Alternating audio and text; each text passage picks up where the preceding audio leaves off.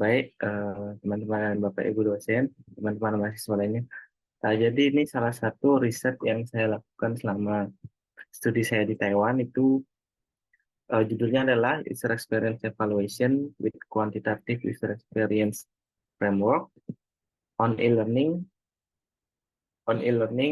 at Minci University of Technology. Jadi di sini lebih di-emphasize di bagian quantitative user experience evaluation di dalam bidang e-learning.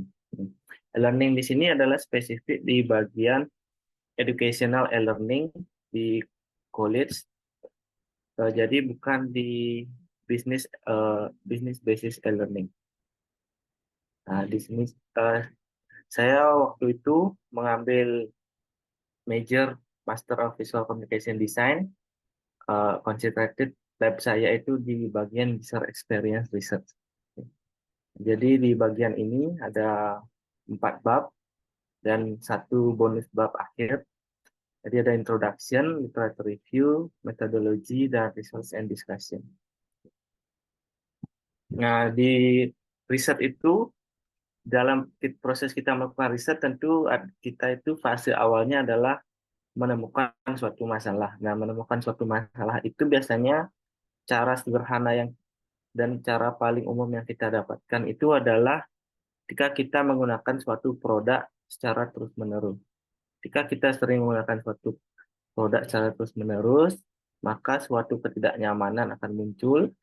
Nah, di sini produk yang sering saya gunakan adalah e-learning dari kampus saya dulu, itu adalah MCUT. Di sini terlihat e-learningnya itu tidak optimal untuk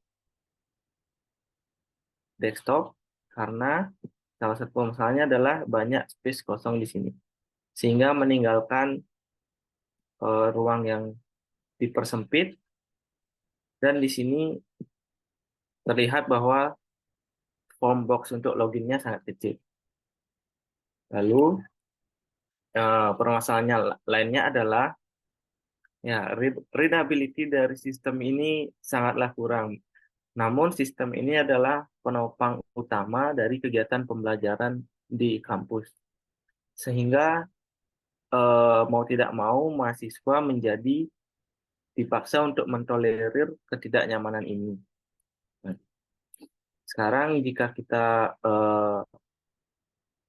lihat di kehidupan sehari-hari, mahasiswa itu mengakses e-learning itu tidak selalu menggunakan desktop. Bahkan mungkin kita lebih sering menggunakan smartphone. Nah, ketika digunakan di smartphone, hasilnya seperti ini, dan itu harus kita pinch atau zoom. Nah, ciri-ciri dari suatu sistem yang kurang optimal adalah kita diharuskan melakukan pinch atau zoom pada device yang kita gunakan. Nah, lalu ini adalah bagaimana tangan kita beroperasi dalam menggunakan aplikasi mobile, dalam menggunakan smartphone. Yang hijau inilah tangan natural kita karena sering kita akan mengoperasikan menggunakan tangan. Ini adalah daerah yang natural kita tanpa perlu banyak berusaha. Jadi otomatis jempol kita menyentuh hal tersebut. Di bagian ini dan ini adalah bagian yang kita memerlukan sedikit atau usaha yang lebih untuk menyentuhnya, dan ini adalah daerah yang sulit kita jangkau. Biasanya ilmu ini kita terapkan di user experience dan UI design, itu adalah bagaimana kita menempatkan layout konten kita, atau bagaimana kita memetakan arsitektur informasi yang akan kita petakan menjadi sebuah desain. Semakin eh, jarang atau semakin tidak tidak fiturnya itu tidak sering digunakan, maka kita bisa letakkan dia di daerah yang jarang dijangkau, yang sulit dijangkau. Dan jika dia adalah suatu fitur yang diakses di saat-saat tertentu atau di kondisi tertentu, kita bisa letakkan dia di stretch. Nah, di natural ini sebaiknya adalah main content dari produk itu sendiri. Nah, jadi jika kita lihat ini aspek naturalnya sedikit sekali, sedangkan aspek yang sering kita gunakan selama saya menjadi mahasiswa itu adalah bernavigasi antar mata kuliah, dan itu berada di daerah stretch dan low. Nah,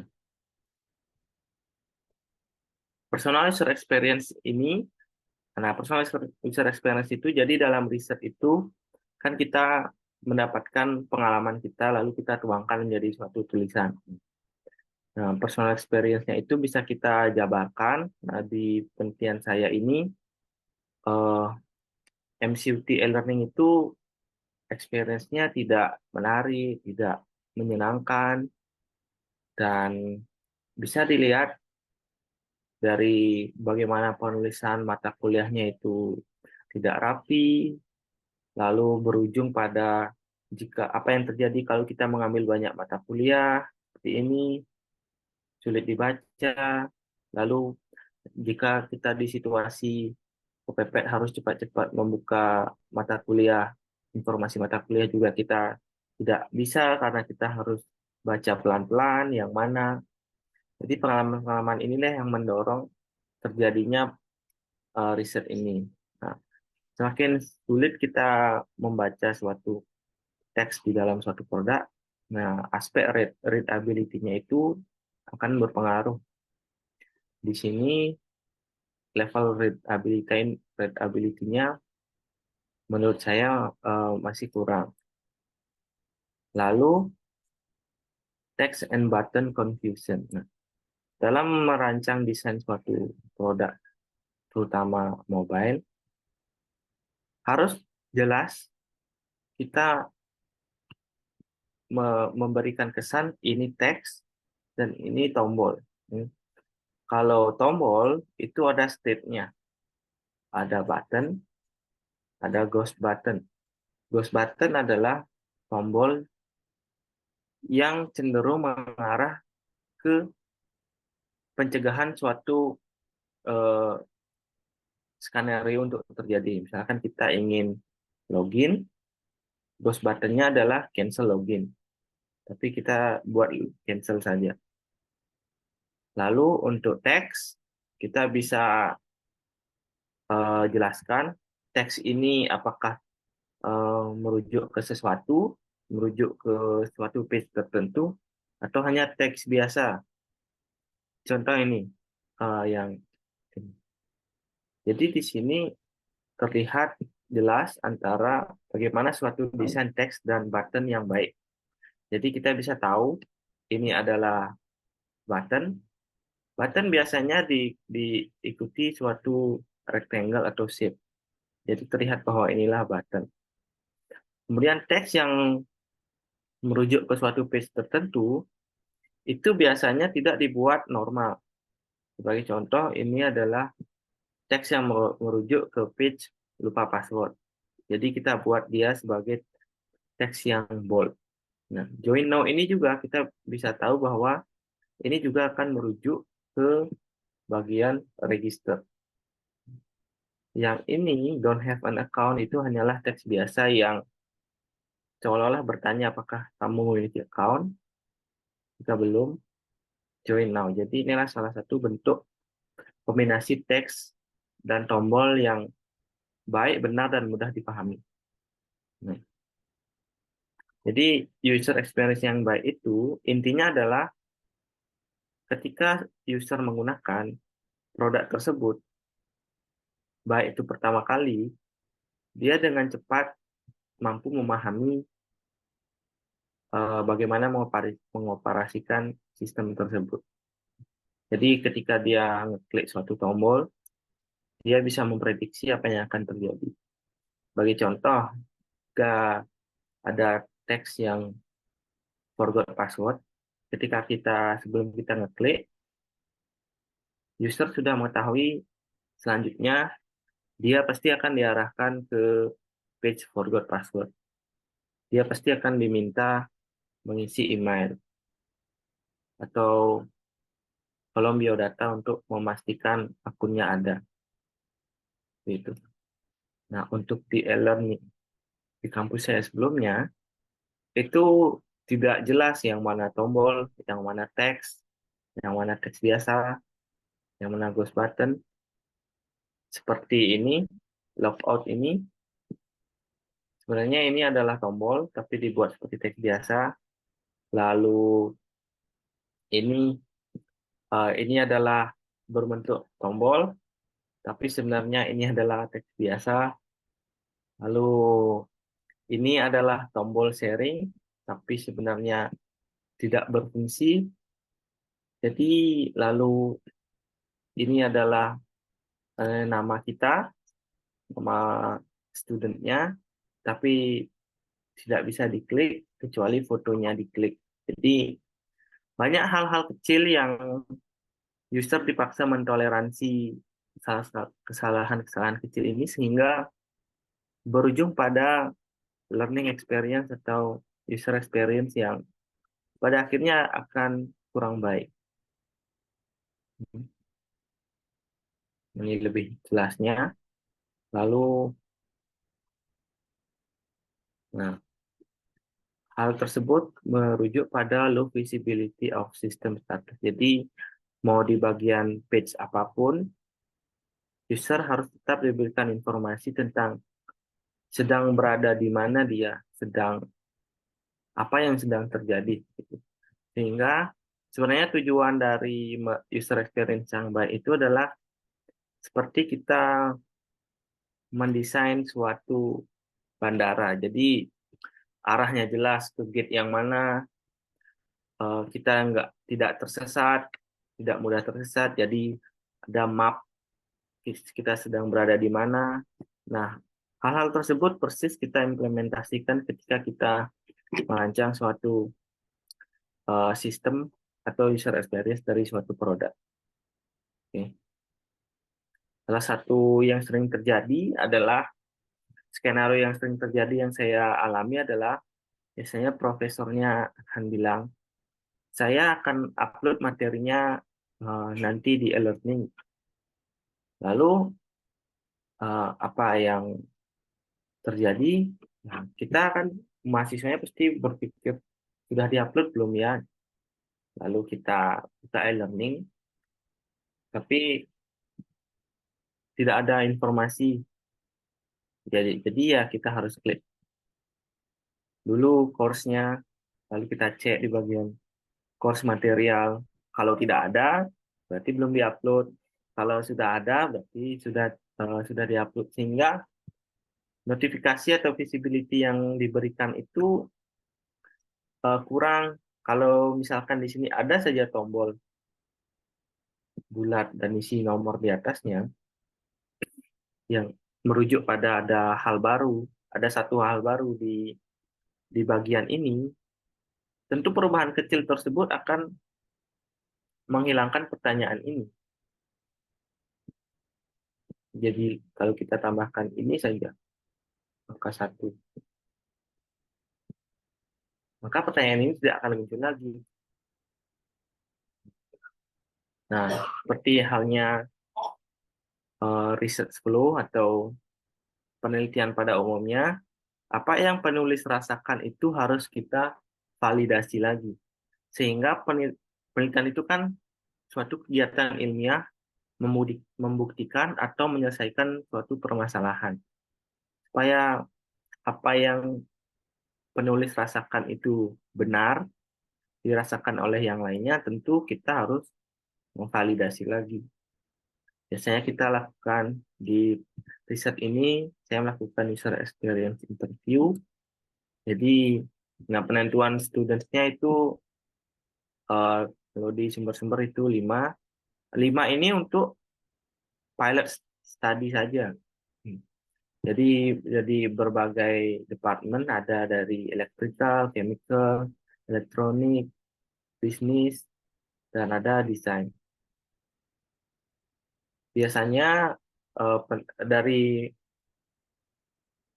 riset ini saya mulai seseorang yang dari departemen desain biasanya saya tempatkan terakhir. Apalagi yang studentnya ini adalah mahasiswa yang satu lab dengan saya, jadi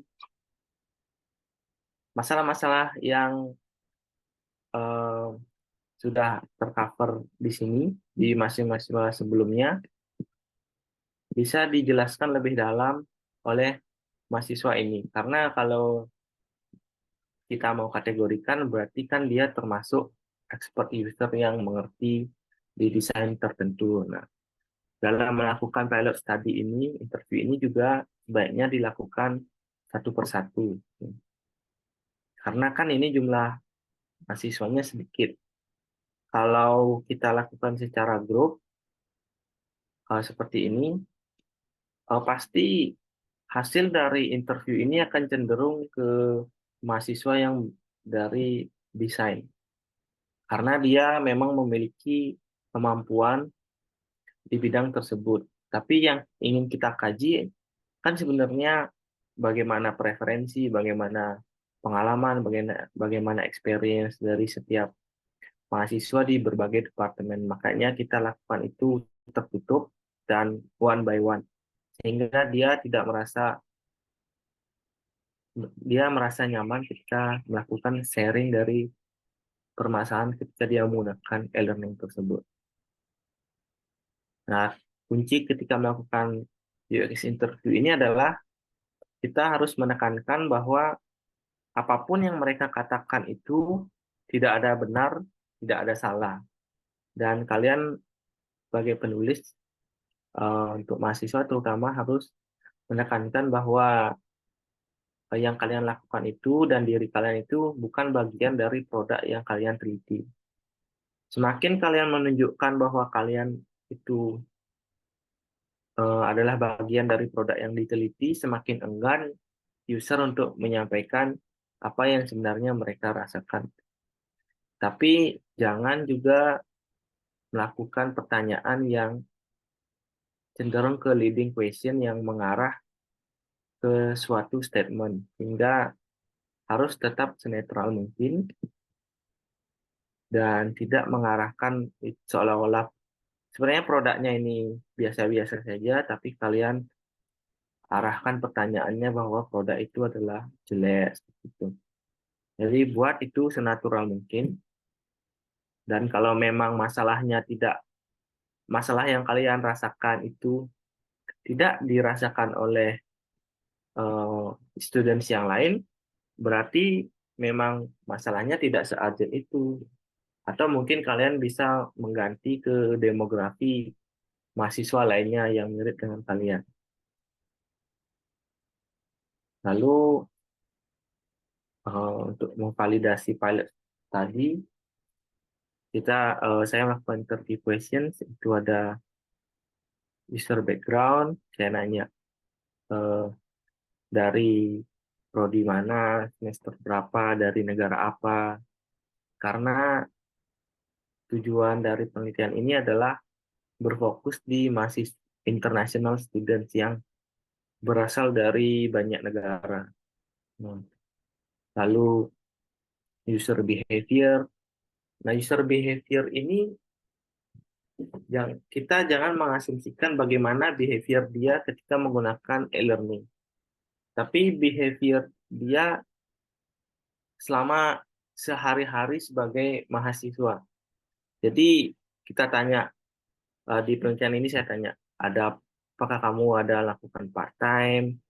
Apakah kamu itu mahasiswa yang memang mengejar eh, nilai akademi atau sekedar supaya bisa lulus.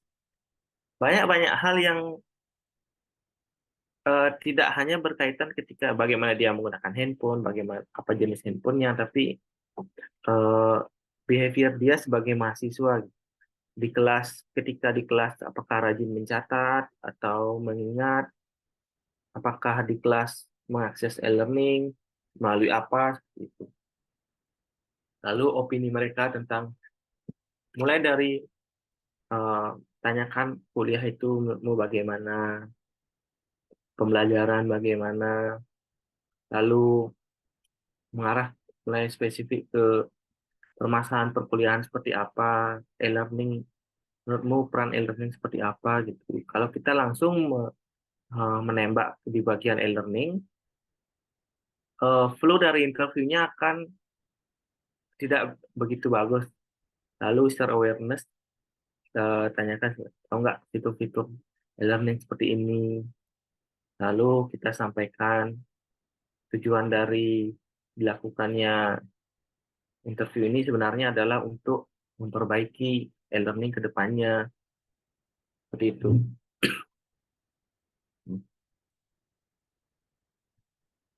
Jadi, eh, salah satu goals yang didapatkan, ini cuma salah satu saja. Jadi, mahasiswa di kampus Yasminnya itu hanya ingin melihat sudah ada materi baru belum, apakah sudah ada tugas baru belum, uh, bagaimana cara submit tugasnya, seperti itu.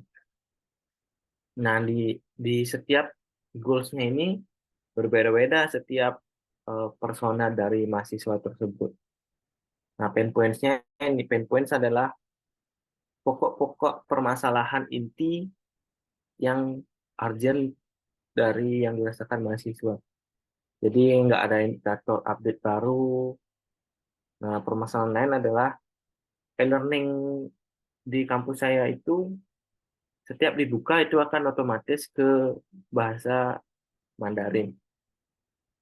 Walaupun kita ganti bahasa, nanti kalau buka lagi kita Mandarin lagi. Jadi kita harus hafalkan karakter dari mengganti bahasa di bahasa Mandarin. Kalau tulisannya Latin kan kita bisa cepat mencari misalkan bahasa atau language. Tapi kalau karakternya Mandarin, mau tidak mau, kalau kita tidak menghafalkan posisinya, ya kita menghafalkan karakter dari bahasa tersebut.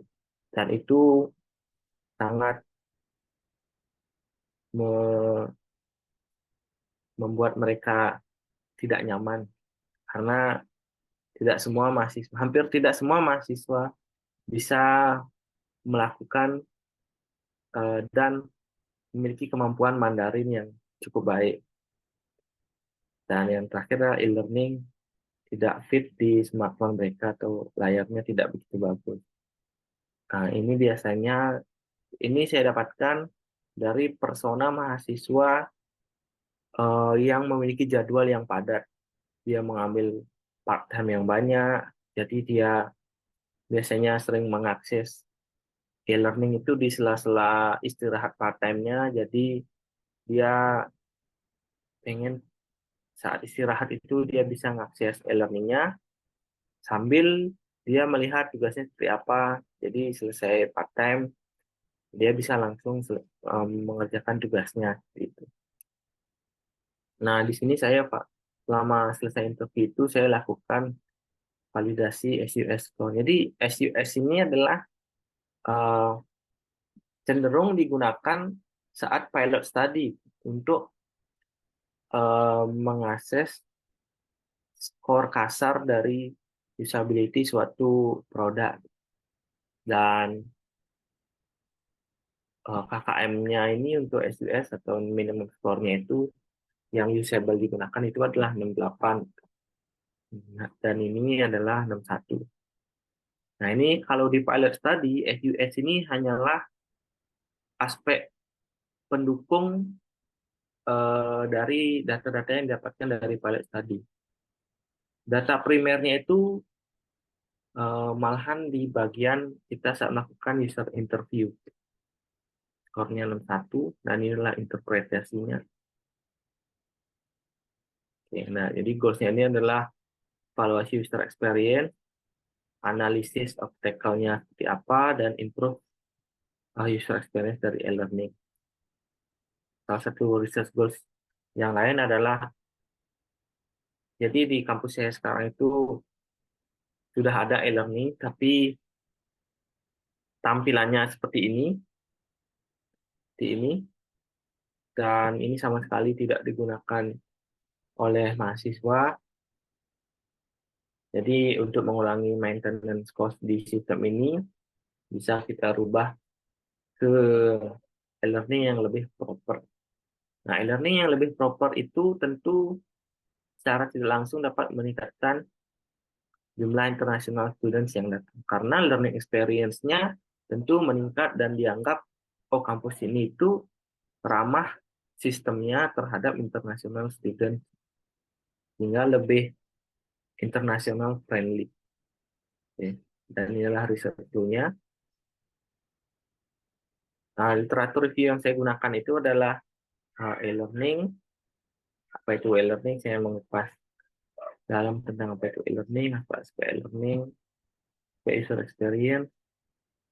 Ini adalah bagian kuantitatif ke evaluation.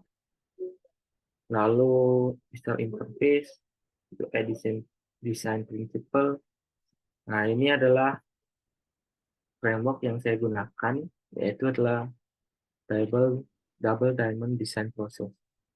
Sebenarnya framework yang bisa digunakan itu sangat banyak, seperti user centered design, design thinking, lean UX, design sprint, creative problem solving. Tapi jika dikaji lebih mendalam, fokus dan prinsip dari setiap metode itu sebenarnya berbeda-beda, tapi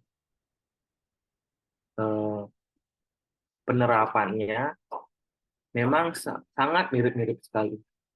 Jadi sebenarnya eh, double diamond itu adalah proses dari design thinking itu sendiri yang mengedepankan aspek konvergen dan divergen. Jadi ada aspek, di sini adalah aspek riset, di sini adalah aspek desain. Seperti itu. Jadi kita mendapat discover masalah, kita cari masalah sebanyak mungkin, lalu kita filter lagi masalah mana yang memang masalah yang urgent, yang impact-nya besar, lalu kita develop, membuat, kalau di UX design itu membuat wireframe, bagaimana wireframe masing-masing fitur, masing-masing permasalahan yang akan kita sampaikan, lalu akhirnya kita testing dan akan difilter lagi, lebih dikuncupkan lagi agar lebih proper dan menghilangkan kompleksitas dari suatu sistem. Karena sesungguhnya semakin banyak page-nya itu bukan hal yang begitu bagus, tapi balik lagi ke scope dari project atau produk tersebut. Karena cenderung ketika page-nya semakin banyak, halamannya semakin banyak, kemungkinan user untuk tersesat itu akan semakin tinggi. Jadi makanya itu kita kuncupkan lagi. Untuk metode yang lain itu ada Lean UX. Kalau Lean UX itu metode yang mengedepankan setidaknya produknya ada minimum viable features yang jalan, yang bisa diterima oleh user. Jadi sebenarnya Lean UX itu lebih banyak di dunia atau di lingkungan startup yang ingin setidaknya ada minimum produk yang bisa berjalan. Kalau design thinking tentu proses yang mengedepankan empati, yang juga uh, suitable untuk masalah kompleks problem. Kalau user center design itu adalah bagaimana final produknya itu benar-benar memenuhi kebutuhan dari user itu sendiri. Nah, kalau leluhur dari semua metode ini, itulah creative problem solving yang tahapannya itu ada 8 circle. Salah satu circle-nya dipotong, lahirlah user center design. dua circle terbawah dipotong, lahirlah design thinking. Design thinking ini eh, disederhanakan lagi, jadilah double diamond proses. Nah, literatur ini saya gunakan. Kuantitatifnya itu UAQ, UMUX, dan SUS. Nah, penentuan metode ini juga harus ada pertimbangannya, karena kan di bidang akademik, semua hal, keputusan yang kita ambil, semua hal yang kita dapatkan, itu harus ada pertanggungjawabannya. Seperti UAQ ini saya gunakan karena dia banyak aspek yang dikaji, variabel-variabelnya banyak, dan ini cocok cocok untuk produk yang memang cenderung seperti produk yang memiliki banyak fitur, sebuah produk yang ingin menyelesaikan banyak hal, seperti kayak e-learning. E-learning kan sebuah produk yang bukan hanya sekedar sharing materi, tapi bisa jawab kuis, bisa kumpul kumpul tugas, bisa melihat tugas, bisa melihat ranking. Hmm. Karena banyak-banyaknya aspek yang ingin diselesaikan di e-learning, maka tentu aspek pengkajiannya harus lebih mendalam. Karena UX cocok digunakan di sana. Untuk UX itu untuk mendukung general usability. Berapa sih usability-nya kasarnya secara umum? Nah, ini adalah SUS itu untuk membandingkan skor usability, biasanya old design dengan new design. Ini SUS itu bisa di pilot study, bisa jadi komparasi. Kalau UAQ ini memang spesifik di bagian riset, kita akan banyak sekali mendapat informasi aspek-aspek apa saja yang kurang. Lalu UX ini adalah kita usability measurement of user experience, general usability dari suatu sistem tersebut. Nah, ini karena kuantitatif, sampelnya itu ada 100 mahasiswa, berfokus pada international student, untuk mengkaji desain, UX design proses. Ini adalah referensinya. Nah, ini adalah double diamond prosesnya. Jadi, discover masalah, sebanyak-banyaknya masalah kita tampung di sini. Mau keluhan apapun kita tampung. Jadi, dalam fase ini, kita tidak, sebaiknya jangan eh, menilai atau ngejudge permasalahan user itu. Jadi kita terima aja, mau dia bilang hal yang nggak relevan, kita terima saja, nanti baru kita eh, perkecil skopnya yang impact-nya besar, yang urgent. Setelah itu kita potensial solusinya kita list eh, apa yang bisa kita lakukan untuk menyelesaikan masalah tersebut. Nah, list solusi itu kan biasanya banyak. Nah, disinilah biasanya ini adalah fase brainstorming. Setelah itu list solusi itu lagi kita narrowkan, runutkan, jadi yang lebih spesifik.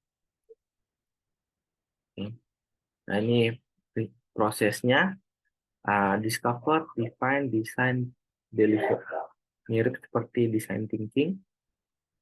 Jadi di discover itu kita akan lakukan analisis task flow. Analisis task flow itu misalkan task untuk mengakses materi di e-learning. Kita buat dia alur tasknya. Lalu kita analisis dari kompleksitasnya, dari uh, pattern dia ngeklik. Kalau dia ngeklik uh, pixelnya jauh-jauhan secara terus-menerus, itu bisa kita teliti lagi apakah itu bagus, lalu user behavior yang saya jelaskan tadi, lalu kita lakukan user experience research yang kuantitatif, user interview, empathy map. Ini user journey ini adalah perjalanan user kita menyelesaikan task flow, lalu user stories, keinginannya dia apa sebenarnya yang mereka persepsikan terkait e-learning ketika melakukan task flow. Lalu di define, kita lakukan pembuatan user persona, how might we. Nah, pembuatan user persona ini sebenarnya kalau dilakukan secara serius dan benar-benar, itu akan sangat membantu sekali di proses eh, perancangan desain suatu produk. Sayangnya, ini itu banyak orang melihat ini yang penting sekedar ada saja. Jadi, yang penting sekedar ada saja dan desain produknya bagus. Secara desain estetik itu bagus. Padahal sebenarnya yang menentukan desain itu bagus dan desain itu bekerja sesuai dengan kebutuhan user adalah user persona itu sendiri. Di penelitian ini, user persona yang saya buat itu ada banyak sekali, ada focus learner, itu adalah mahasiswa, itu adalah jenis mahasiswa yang dia berasal dari eh, contohnya negara Southeast Asia, lalu dia ke Taiwan, saya waktu itu di Taiwan, jadi dia benar-benar ingin mendapatkan ilmu sebanyak-banyak mungkin. Ini biasanya mahasiswanya dari Indonesia, Malaysia, Thailand, Vietnam. Itu adalah salah satu jenis user seperti itu. Jadi dia benar-benar mengeksplorasi e-learning, benar-benar mengapresiasi pembelajaran, benar-benar ingin uh, mendapatkan ilmu sebanyak-banyaknya. Lalu ada juga flexible learner, itu adalah mahasiswa yang ingin tetap excellent di akademiknya, tapi tetap bisa melakukan hal lain. Contohnya itu dia melakukan part-time, dia ada hobi, tapi dia ingin tetap juga akademiknya bagus. Nah, ini biasanya mahasiswa ini eh, dia tidak rutin mengecek e-learning di bagian material, tapi dia rutin mengecek di assignment. Karena seperti yang kita tahu, assignment adalah kan nilai penyelamat mahasiswa. Jadi kalau assignment, kalau tugas sering dikumpulkan, kan pasti eh, itu adalah poin plus bagi mahasiswanya. Lalu ada juga mahasiswa yang unik, dia tuh dia tuh memegang ideologi kalau dia tuh nggak mau memegang HP secara terus-menerus, dia tuh nggak mau eh, terikat kepada device gadget secara terus-menerus, tapi dia menggunakan smartwatch, jadi dia ingin mengetahui informasinya itu dari sana gitu. Biasanya mahasiswa ini adalah mahasiswa yang sambil bekerja part-time, tapi pekerjaan part-time-nya itu adalah pekerjaan yang tidak pekerjaan fisik. Jadi mahasiswa ini tuh ingin biar waktunya dia itu digunakan secara memang untuk produktif gitu. Nah, user persona yang banyak itu tadi, itu pun nanti kita ideate solutionnya nanti seperti apa. Kalau jenis user ini dia ingin e-learning yang benar-benar mengakomodasi semua keinginannya. Yang kedua itu ingin e-learning supaya benar-benar membantu dia mengetahui tugas yang belum selesai berapa, tugas yang sudah dikumpul berapa, nilai tugasnya berapa. Uh, User yang lain itu ingin dia tuh nggak harus menggunakan HP, buka web, mengakses. aplikasi, dia nggak pengen buka HP untuk tahu e-learning, tapi dia ingin tetap dikasih info ada update apa. Masalah-masalah inilah yang kita selesaikan solusinya dari perancangan desain, testing desain, lalu kita lakukan hmm, usability testing, lagi melakukan user experience research, sampai akhirnya setiap solusi yang kita berikan itu memuaskan bagi mereka. Nah, perlu diketahui bahwa terkadang di suatu riset itu user persona kan banyak permasalahannya. Semua itu tidak bisa diselesaikan dengan satu redesign suatu produk. Bahkan endingnya pun nanti kalian akan mungkin berakhir pada keputusan bahwa redesign satu produk ini tidak memungkinkan untuk menyelesaikan semua preferensi dari masing-masing user persona ini. Hingga akan berakhir bahwa user persona ini adalah permasalahannya dibuatkan produk ini, user persona ini endingnya dibuatkan produk ini, hingga produk berbeda jadinya. Walaupun produk di device berbeda dengan produk yang sama. Nah, hasil penelitiannya itu di sini ini bagian discover, nah ini quantitative evaluation.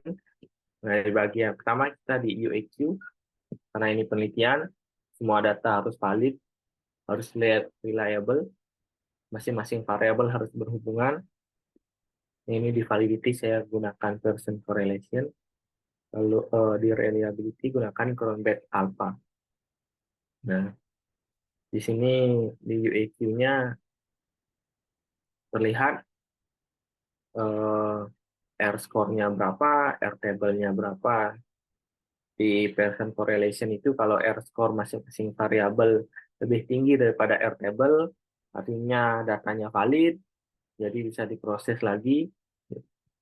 Jadi walaupun sebenarnya ini adalah framework yang bisa digunakan, yang langsung digunakan, tapi kalau ketika langsung menggunakan tanpa mengecek datanya terlebih dahulu, kan jadinya kita nggak tahu datanya semuanya sudah valid belum.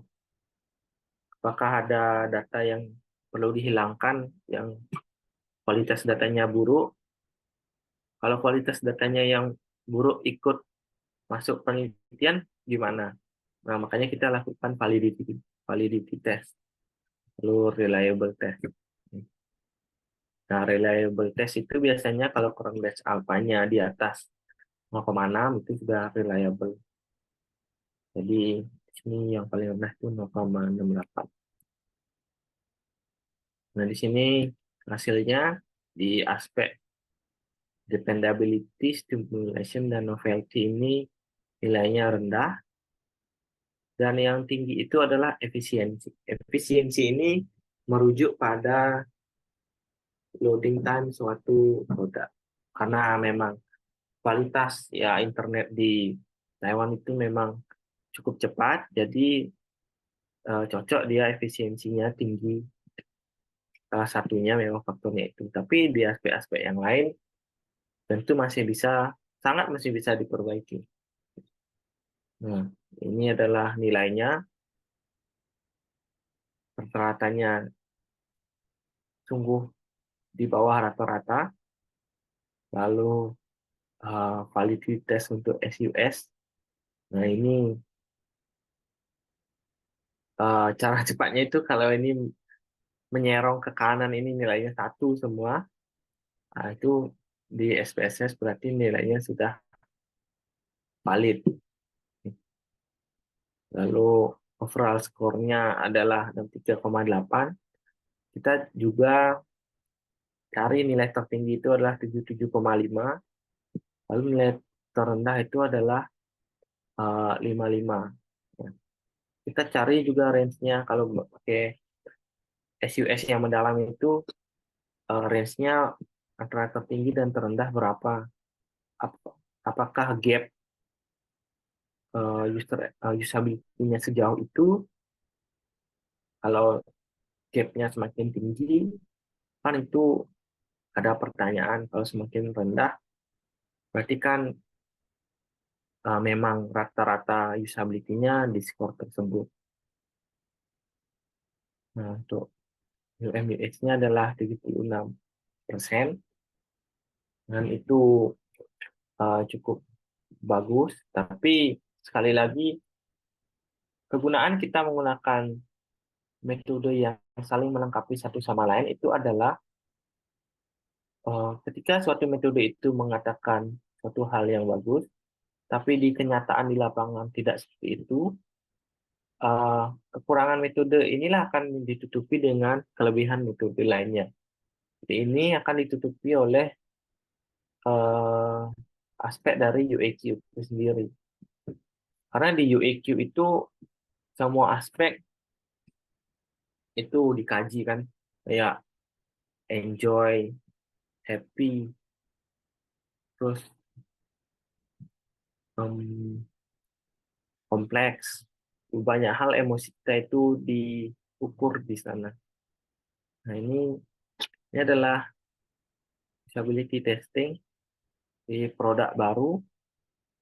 Jadi di sini time average di setiap task itu bagaimana, yang tertinggi itu kenapa. Jadi time average ini biasanya kita sesuaikan dengan task flow-nya. Semakin tinggi task flow-nya, kalau task flow-nya panjang tapi time average-nya sedikit, berarti learnability-nya itu tinggi. Jadi user nggak perlu berpikir lagi harus ngapain, harus klik yang mana. Kalau task flow-nya sedikit tapi time average-nya banyak, berarti desain produknya itu membingungkan. Terus goals per second ini adalah berapa banyak task yang diselesaikan user selama per detik. Average errors-nya juga kita analisis. Biasanya task flow-nya yang banyak cenderung menghasilkan error yang tinggi. Nah, apabila task flow-nya panjang tapi errornya sedikit, itu yang kita incar sebenarnya. Nah, kalau task flow-nya sedikit, errornya tinggi, itu banyak kesalahan di desain di bagian tersebut. Kalau inilah kepuasan. Nah, kita juga cari hubungan antara rata-rata error dan rata-rata waktu yang diperlukan user. Biasanya semakin lama waktu yang user perlukan untuk menyelesaikan suatu task, semakin banyak kemungkinan error yang mungkin terjadi. Karena logikanya kalau dia sudah berpikir lama untuk menyelesaikan suatu task, pasti dia kebingungan. Yang mana itu akan berujung pada dia terjadinya suatu kesalahan ketika menyelesaikan task tersebut. Ini adalah kepuasan di masing-masing task. Lalu user comparison. Di sini saya dievaluasi dievaluasi pada produk akhir, saya gunakan uh, user yang expert dan user yang baru. Di penelitian ini memang tidak wajib menggunakan dua jenis user, tapi kalau kalian menggunakan itu, alangkah sangat baiknya dan alangkah banyaknya data yang bisa kalian dapatkan, yang bisa kalian ulas tentang ternyata desain ini cenderung uh, lebih mudah dipahami oleh expert user, yang mana itu tidak ramah untuk new new user seperti itu.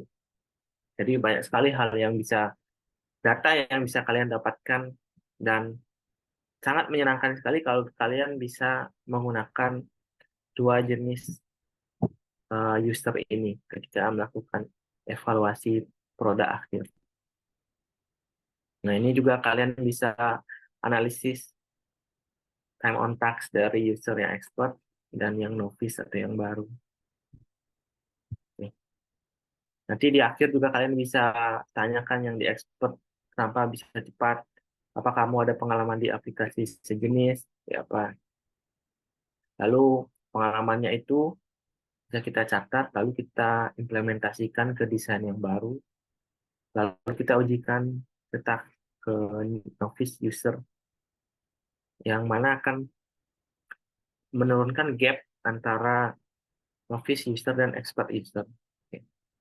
Di sini satisfaction-nya tujuannya adalah di variabel apapun, oke, kita tujuannya adalah meminimalisir gap antara user baru dan user yang expert. Jadi kalau user baru bisa memiliki kemampuan seperti user expert dalam menggunakan aplikasi yang kita desain, berarti kan aplikasi yang kita gunakan itu sudah menjamah dua jenis user ini. Itu. Nah, ini saya evaluasi lagi dengan metode post study sistem Celtic Questionnaire. Kekurangannya di bagian apa?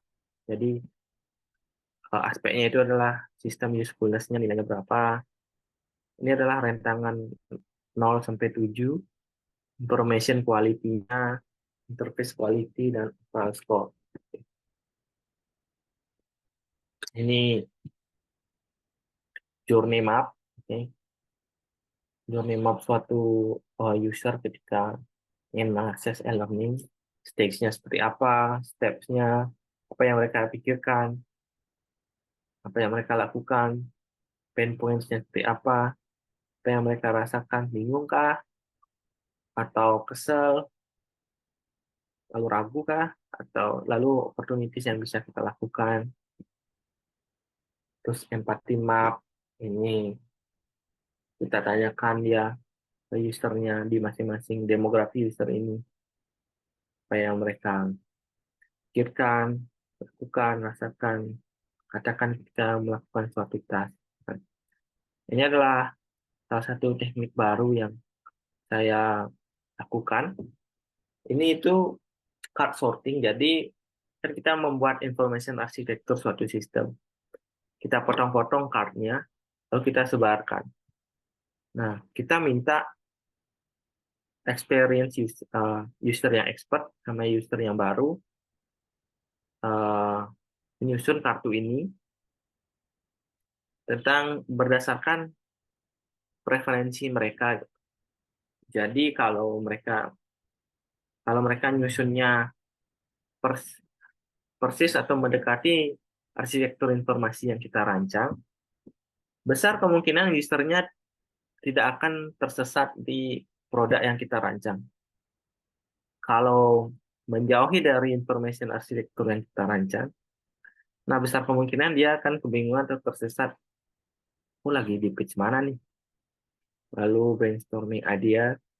Ini adalah nama-nama, salah satu nama-nama usernya ada Sadanun dari Thailand, Ellison dari Kanada, Arina dari Vietnam, dan semua ini mereka memiliki preferensi e-learning harus seperti apa, kebutuhan mereka akan e-learning seperti apa. Ini benar-benar berbeda-beda. Dan ketiga jenis user ini seperti merepresentasikan tiga jenis mahasiswa yang ada di kampus saya waktu itu. Inilah informasi arsitektur yang dirancang. Nah, pada akhirnya solusi yang akhirnya muncul adalah redesign suatu e-learning yang e-learningnya itu mengakomodasi smartwatch, mengakomodasi smartphone, lalu juga mengakomodasi di tablet, iPad. Karena pada kenyataannya ketika di kelas itu mahasiswa hampir semua menggunakan tablet selama pembelajaran mereka. Jadi kalau e-learningnya tidak didesain optimal untuk tablet, agak mubazir rasanya kalau hanya dibuat di mobile saja. Tapi kalau tidak dibuat di mobile, hanya di tablet, kan di luar kelas mereka seringan mengakses menggunakan mobile. Jadi ini juga harus dilakukan. Dan desainnya ini, desain antara mobile dan tablet ini, desain sistemnya wajib sama, desain komponennya harus sama, sehingga walaupun dia berpindah device, cross device, Jadi pengalaman familiarity itu yang ingin kita tanamkan di setiap user. Lalu di eh, Apple Watch atau di smartwatch itu kita ingin jika ada user yang memang ingin produktif sekali, setidaknya dia bisa melihat notifikasi kelas, jadwal kelas, tugas, ada materi baru, dan seperti itu. Ini desain komponennya kita yang mereka perlukan tentu nama kelas, kapan mulainya, jam berapa sampai jam berapa, lalu di ruangan apa, di gedung apa, lalu nama dosennya, nama profesornya dalam huruf Latin, tidak dalam huruf Mandarin. Lalu eh, ketika ada tugas, deadline-nya lagi berapa jam, di hari apa, di tugas ini di mata kuliah apa, lalu apakah tugas ini memang porsinya berat, jadi harus dijadikan prioritas. Eh, Lalu ini adalah navigation-nya yang sangat memang penting sekali bagi mereka adalah home, schedule, jadwal hari ini, mata kuliah, dan tugas.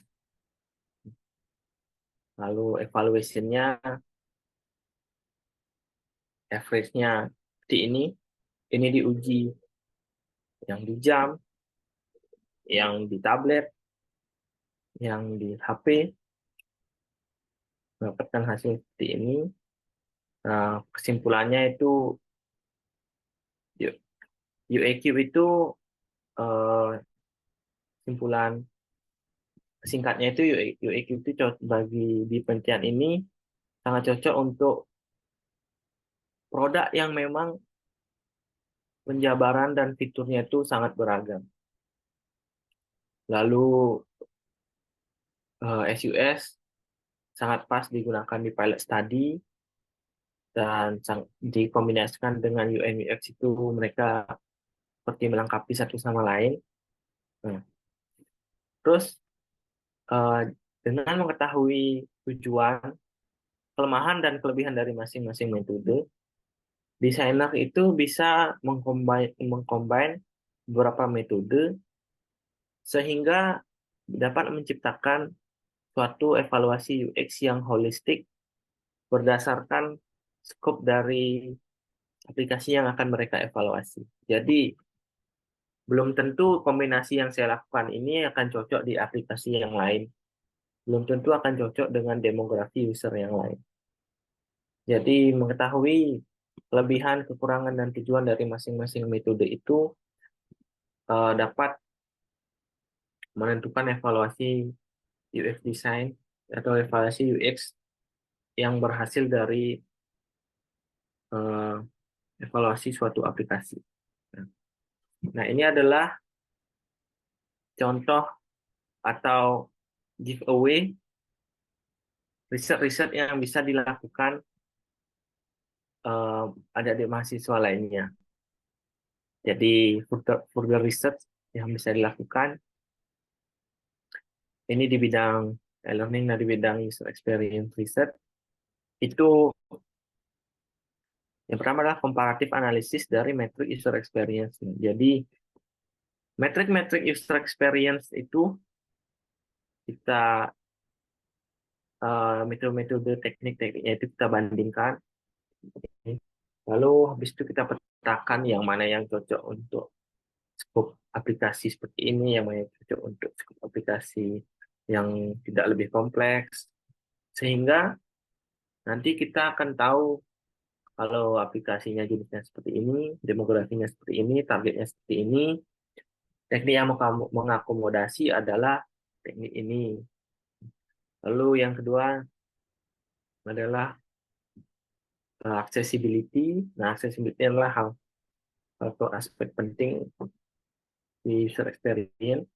Kalian bisa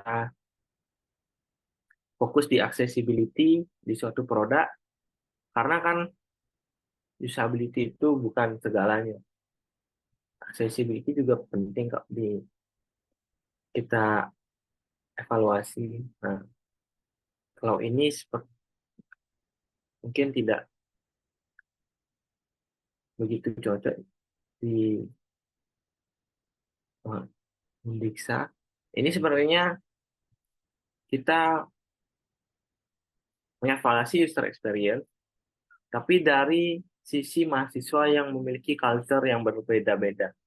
Jadi user experience-nya dievaluasi pada demografi mahasiswa dari India, Vietnam, dari Singapura, Malaysia, Indo, Thailand, Kanada.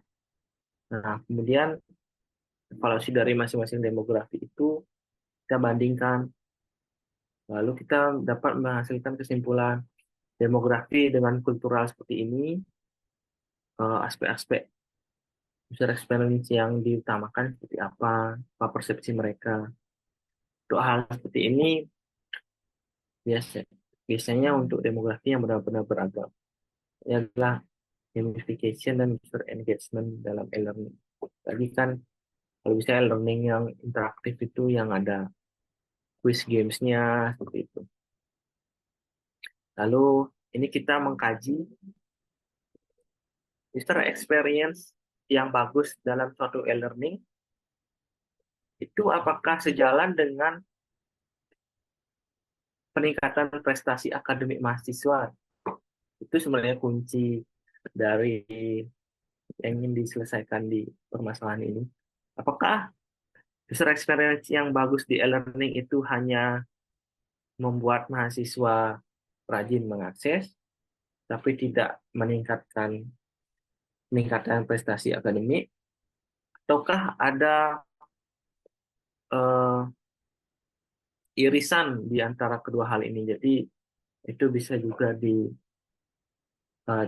lebih mendalam.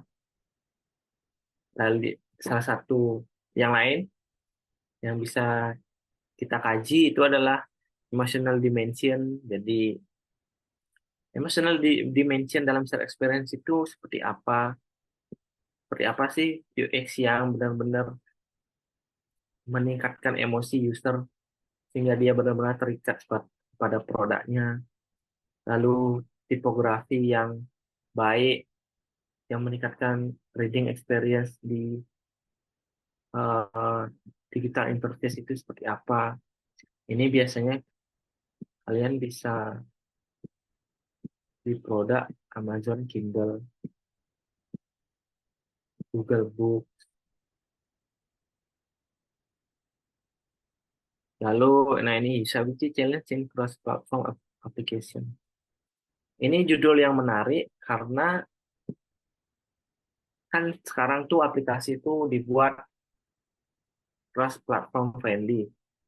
Jadi dia bisa diakses di web, diakses di desktop, diakses di mobile, bahkan diakses di jam.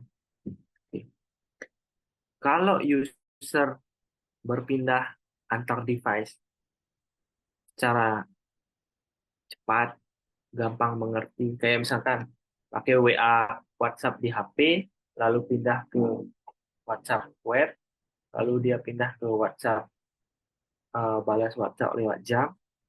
Kalau selama perpindahannya itu dia nggak ada kebingungan, dia nggak ada kesulitan, nah itu baru cross platform experience yang bagus.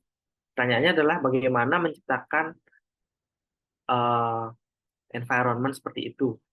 Nah itu yang bisa kita kaji. Lalu UX di e-commerce itu bagaimana kita mendesain desain elemen di e-commerce supaya behavior user itu menjadi sering belanja, menjadi dia sering mengakses aplikasi, ya, warna-warna apa yang harus kita gunakan, layoutnya seperti apa, seperti itu. Jadi itu adalah akhir. Selanjutnya adalah sesi tanya jawab.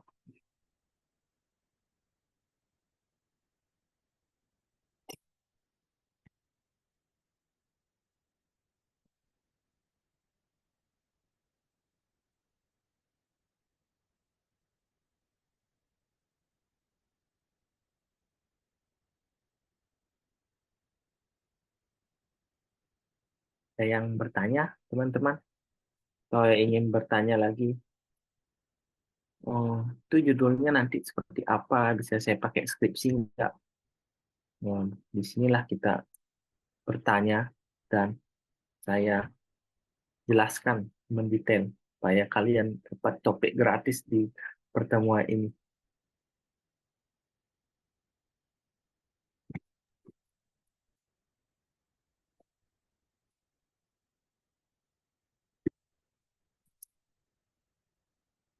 Oke, jadi saya yang memulai Danu bertanya. Baik, Pak. Nah, mungkin nanti teman-teman yang lain atau mahasiswa yang lain mungkin nanti bertanya. Nah, Danu, kalau saya tidak mengikuti penuh tadi, jadi Danu melakukan penelitian untuk user experience LMS yang ada di MCUT itu ya, Danu ya. Oke, benar, Pak. Oke, saya tidak tahu, tetapi saya melihat tadi dari apa yang sedikit di screenshot oleh Danu dari LMS-nya MCUT. Nah, saya melihat sebegitu besar universitasnya, kemudian apa kredibilitas dari universitasnya, tetapi saya tidak habis pikir LMS-nya seperti itu, Danu. Nah, berarti mereka benar-benar mungkin ya, kalau saya melihat dari kualitas pembelajarannya mungkin sangat bagus kalau saya melihat sepintas saya melihat. Berarti LMS itu tidak banyak digunakan oleh dosen atau banyak digunakan oleh dosen untuk mendukung proses belajar mengajar mereka. Nah, itu yang pertama. Jadi seharusnya sih kalau saya bandingkan dengan LMS kita mungkin akan lebih bagus saya lihat dari tampilannya. Bisa. Nah, kemudian yang kedua, dari penelitian yang Danu lakukan, nah jadi tadi Danu menyampaikan bahwa ada pilot study yang kamu lakukan gitu ya, kemudian diikuti dengan SUS. Nah, berapa sampel yang kamu ambil Danu dari penelitian ini? Apakah mereka bergerak seperti apa namanya snowball gitu ya? Jadi kamu terus bergerak. Jadi tergantung dari tadi yang kamu sampaikan. Mungkin user personal. Oh ternyata saya harus berpindah ke karakter sampel yang seperti ini. Atau dari awal sudah dipilih secara purposive sampel-sampel yang akan kamu gunakan, ya melihat dari topik riset yang diangkat, kemudian mungkin dari kultur-kultur yang berbeda, mungkin beberapa negara kebetulan ada di MCUT. Nah, apakah itu yang kamu gunakan di awal? Sudah jelas siapa yang akan dijadikan sampel untuk penelitian ini atau bergerak mereka seperti snowball sampling teknik yang kita ketahui. Nah, kemudian selanjutnya yang ketiga, Danu. Nah, saya pingin nanti Danu mungkin tidak di sini karena jumlah orang yang datang tidak begitu banyak. Tetapi dalam kapasitas yang lebih besar saya akan coba rancang. Ya mungkin khusus untuk terutama adalah mahasiswa-mahasiswa di kelas IKI.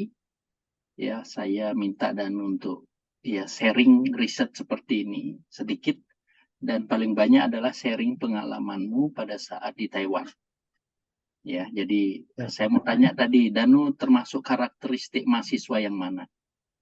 Jadi apakah yang mencari academic achievement yang tinggi, kemudian atau sambil belajar part time juga, kemudian atau yang mana gitu sebenarnya. Sehingga kamu bisa sharing sama teman-teman dan saya berkeinginan untuk para mahasiswa kita termotivasi seperti Danu gitu ya untuk melanjutkan studinya, mengikuti fast track program atau nanti melanjutkan ke kualifikasi akademik yang lebih tinggi.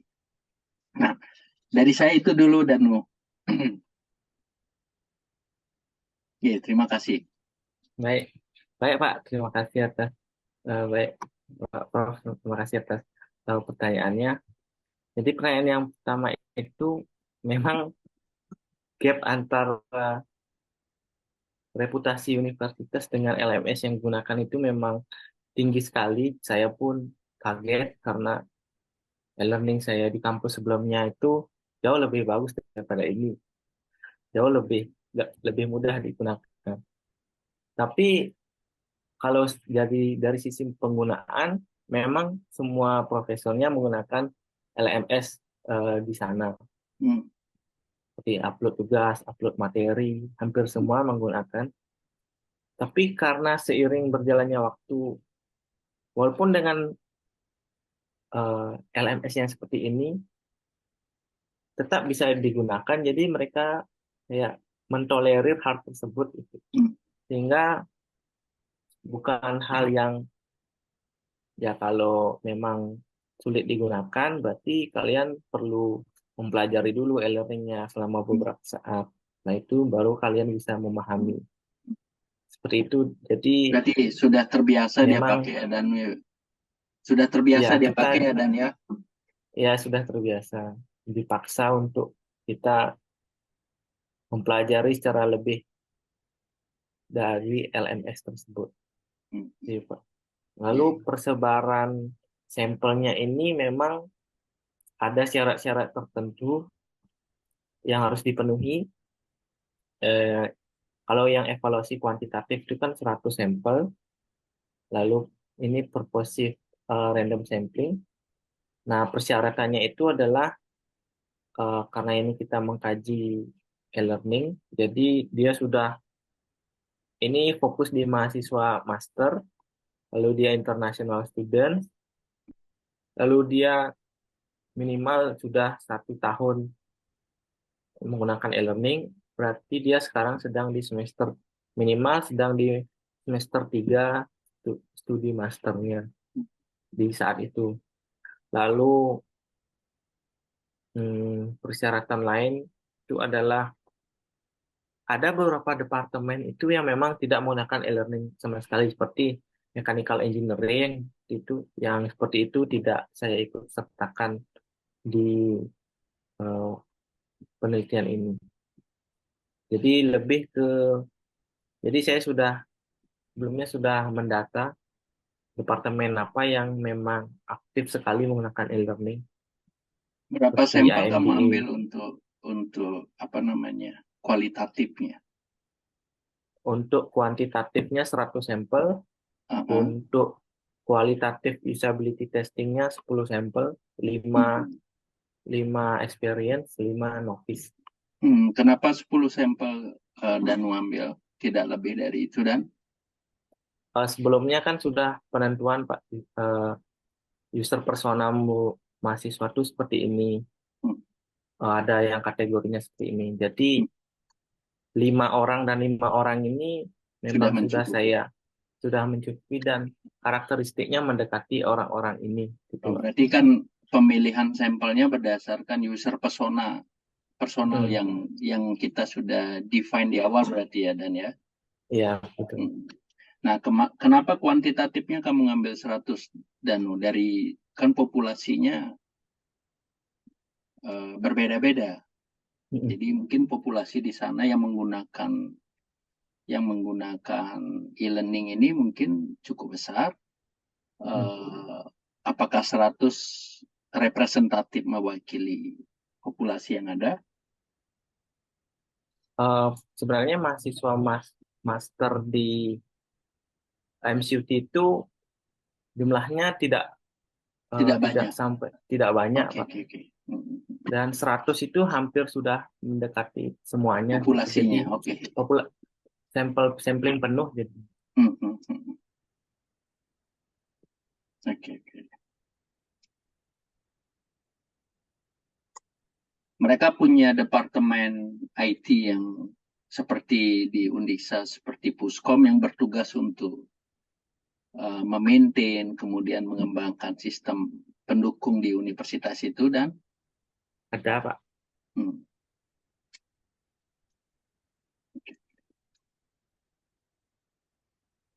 ya. Dari saya itu, makasih Danu.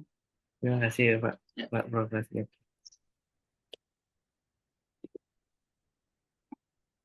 Oke, yang lain silakan.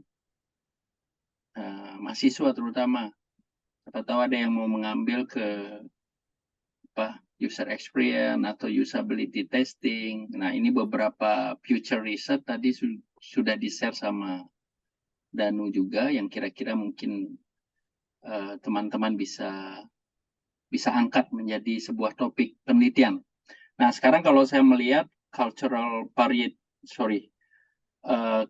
variation itu mungkin cukup relevan kalau kita lakukan di Undiksa dan jadi beberapa mahasiswa asing sekarang ada di Undiksa, kemudian terutama adalah dari Cina. Kemudian seperti apa yang kamu sampaikan tadi, jadi bahasa juga menjadi salah satu concern. Kemudian mungkin ya behavior mereka karena budayanya berbeda ya mungkin user experience-nya akan berbeda-beda kita dapatkan.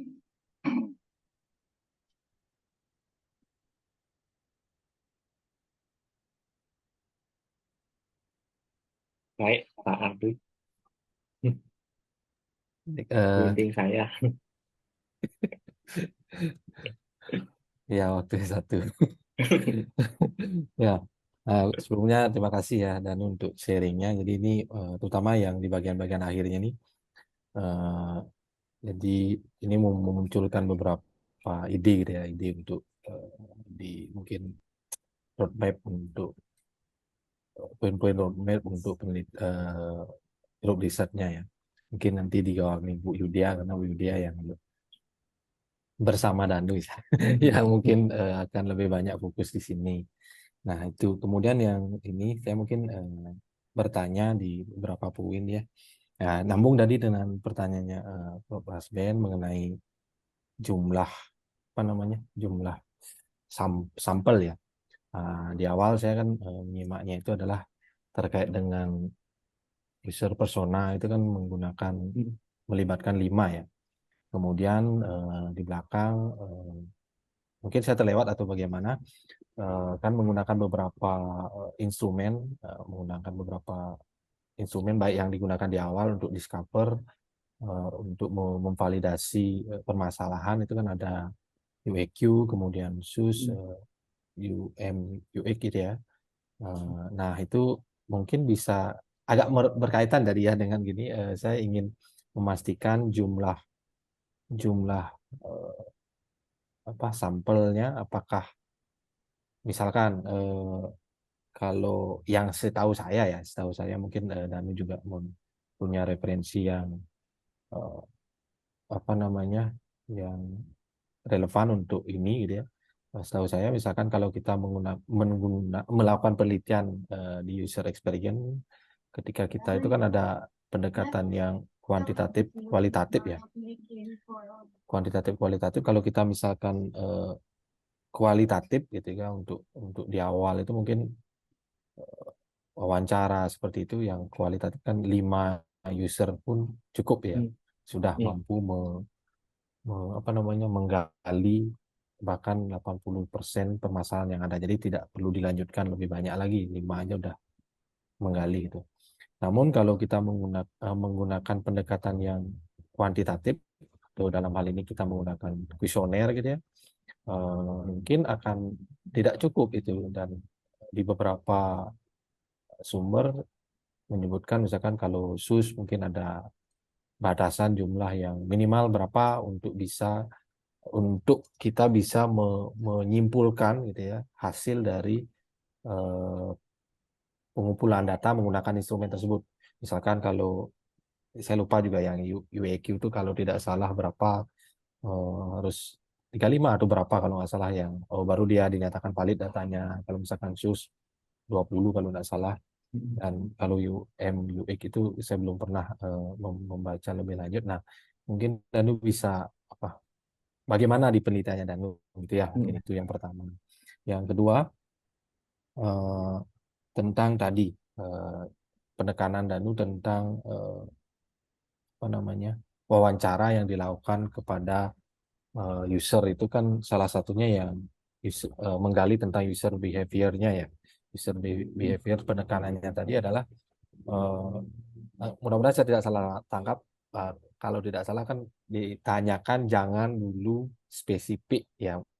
Ya.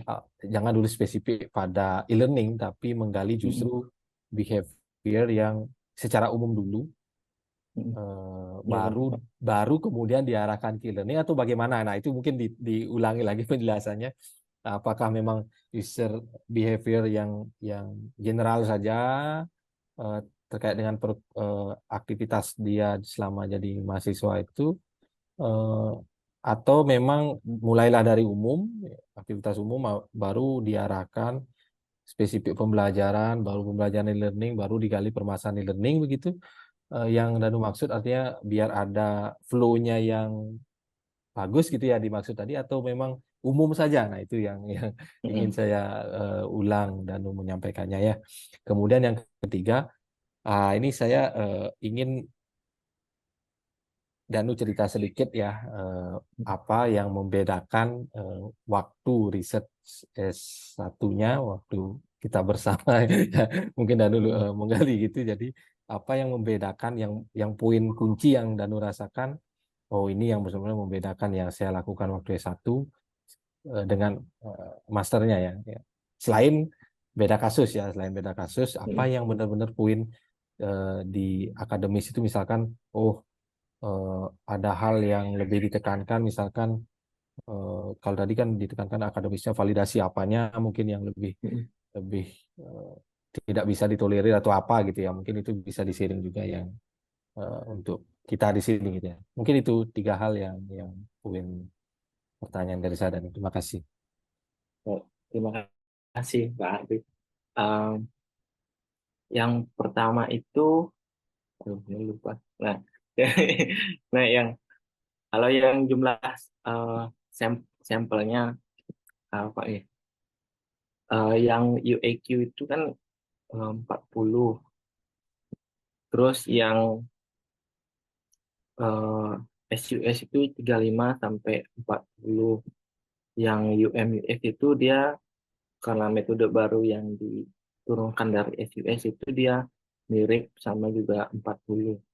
Tapi ketika saya melakukan riset ini kan eh, di ini kan 40. Jadi supaya ini juga bisa valid valid valid berarti saya tembak semua 40 kan gitu, Pak. Tapi eh, permasalahannya ketika melakukan riset ini, semakin kita menggunakan sampel mendekati syarat sampel minimum, semakin sulit data valid itu tercapai gitu. Entah yang di eh, demografi di bawah itu melenceng, ya. Eh, dari yang saya dapatkan itu minimum sampai minimum syarat sampel sampel itu akan valid kalau memang 40 sampel ini benar-benar sampel yang ideal gitu dia, Pak. Benar-benar datanya benar-benar bagus, baru dia strike nilainya 1,111. Nah, setelah itu saya kemudian mencari alternatif lain, lalu saya temukan data kalau jumlah eh, populasi di anak master itu sekitar 130-an di internasional, lalu saya gunakanlah teknik sampling penuh. Jadi hampir semua dari populasi itu saya gunakan itu.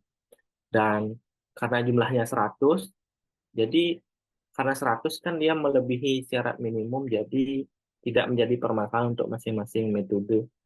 Jadi datanya itu sehingganya mau dia valid dan reliable di masing-masing pertanyaan.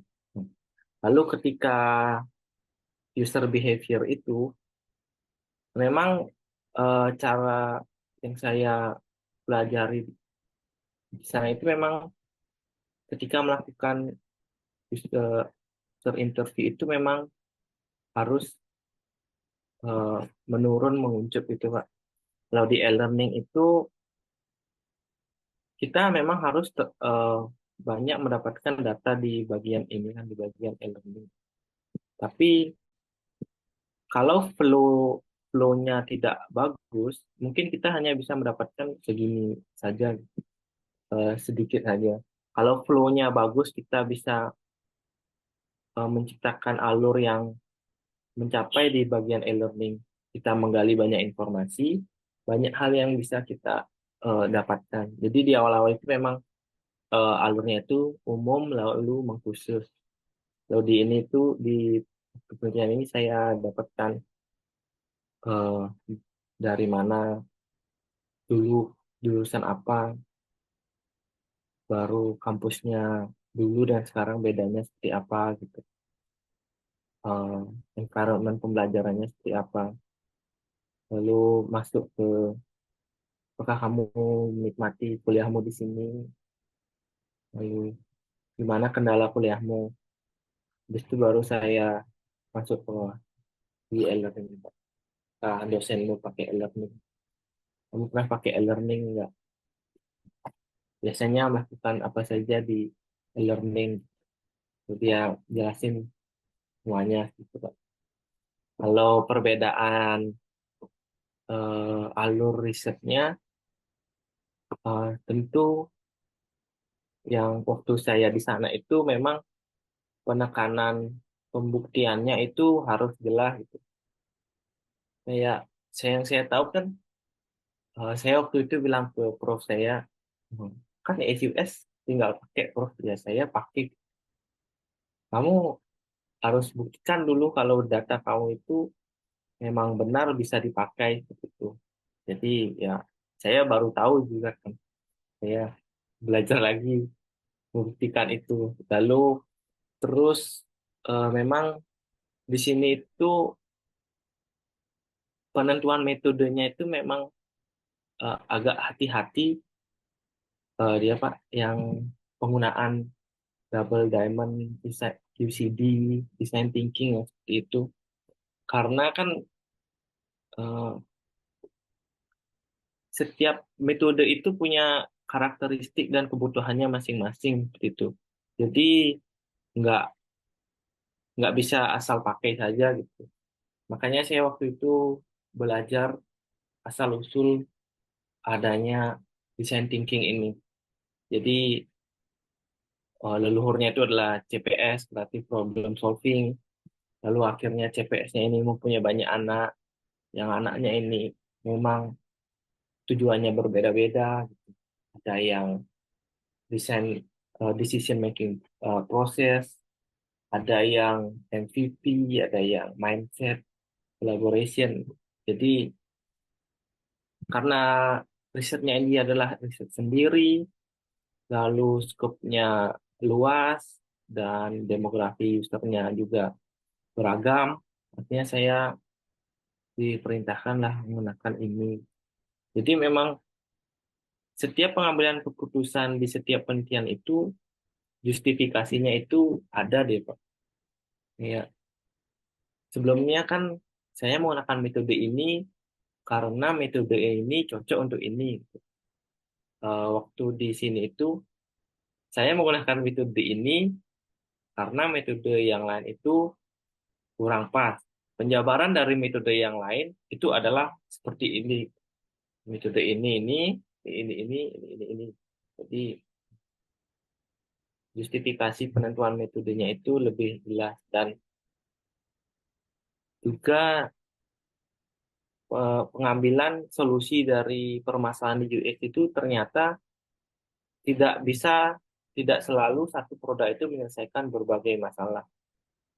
Bahkan akhirnya kita mengambil keputusan bahwa karena memang user personanya seperti ini, berarti satu produk tidak bisa menyelesaikan semuanya. Jadi dibuatlah solusi berbeda-beda yang pada akhirnya ya produk diuji berbeda-beda juga.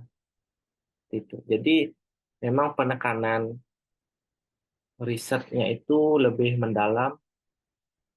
Salah satu riset yang lain yang pernah dikerjakan itu juga riset yang lebih mengkaji teoritis hubungan antar variabel dia, Pak.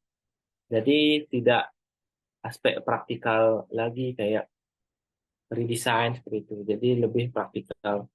Apakah benar e-learning yang desainnya bagus itu memang membuat mahasiswa kita performa akademiknya meningkat? Itu aspek-aspek yang seperti itu biasanya dikaji, Pak. Itu, Pak. Terima kasih pertanyaannya, Pak.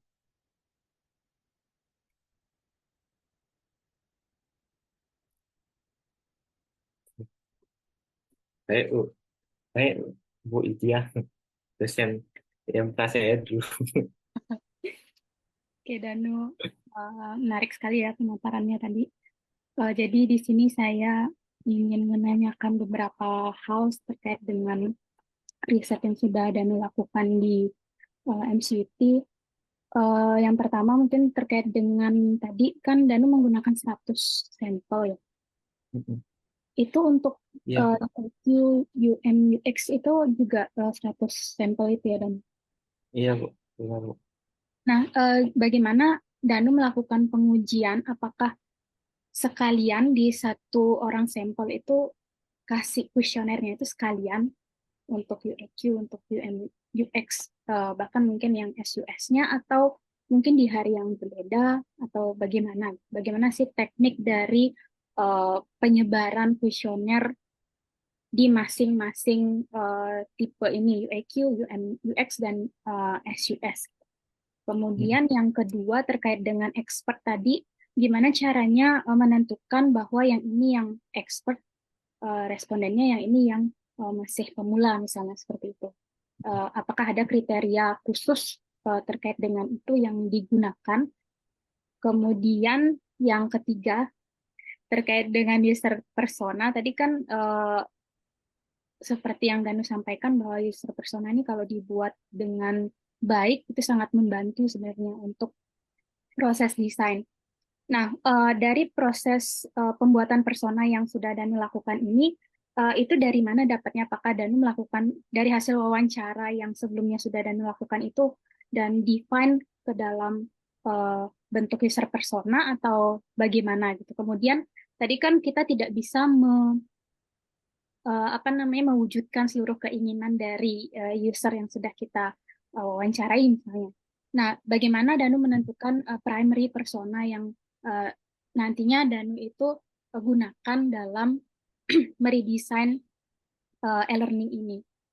Dan yang terakhir, uji validitas dan reliabilitas ini apakah Danu lakukan untuk ke semua kuesioner yang ada kan, yang seperti yang kita ketahui UEQ, UX, dan SUS itu kan sudah ada pertanyaan-pertanyaan yang memang sudah dilakukan pengujian sebelumnya gitu. Apakah Danu melakukan perubahan dari kuesioner-kuesioner yang sudah ada itu dan melakukan uji validitas dan reliabilitas, atau menggunakan yang sudah ada dan diujikan lagi validitas dan reliabilitasnya? Mungkin itu pertanyaan dari saya, dan terima kasih.